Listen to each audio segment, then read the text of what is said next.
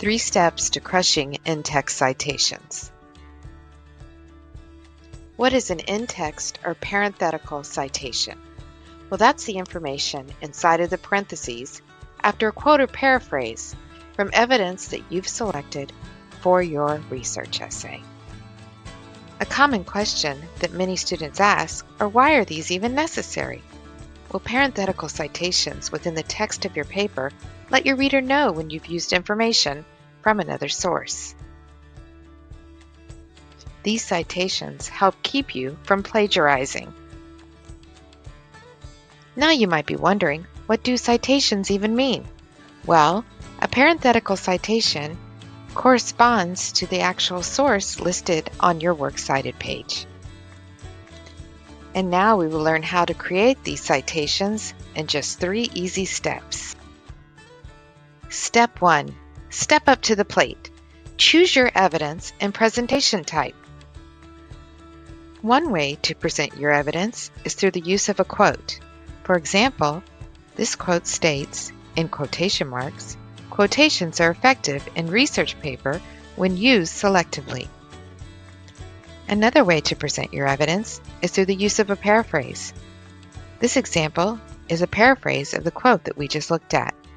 Within the research paper, quotations will have more impact when used judiciously.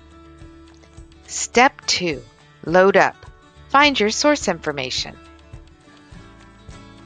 What you will need to collect now is the author's last name, title of article or work, page or paragraph number. Pro tip: create and save your MLA citation now. That way you won't be scrambling for it later. Step 3. Swing for the fences. Create your in-text citation.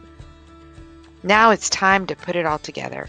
First, you're going to take your evidence type, add a signal phrase if it's a quote, put the quote in quotation marks, of course, include the author's last name as the first thing in your parentheses, insert the page or paragraph number if the source provides them into your parentheses, and then add your period. Here's a sample quote after we put it all together. Gibaldi indicates, notice the comma, beginning, quotation marks, "Quotations are effective in research papers when used selectively." Notice the end quotes, the page number, because we've already indicated the author, and then the period outside of the parentheses. Now we have the paraphrase example. Within the research paper, quotations will have more impact when used judiciously. Notice the parentheses, author's last name, page number, the ending parentheses, and then the period, again, outside the parentheses. Batter up. Now it's time to put all 3 steps together and crush those in-text citations. Directions. Now you will be divided into teams, and each group member will take a turn putting the 3 parts of an in-text citation together. You cannot move on to the next envelope until your answer has been checked for accuracy.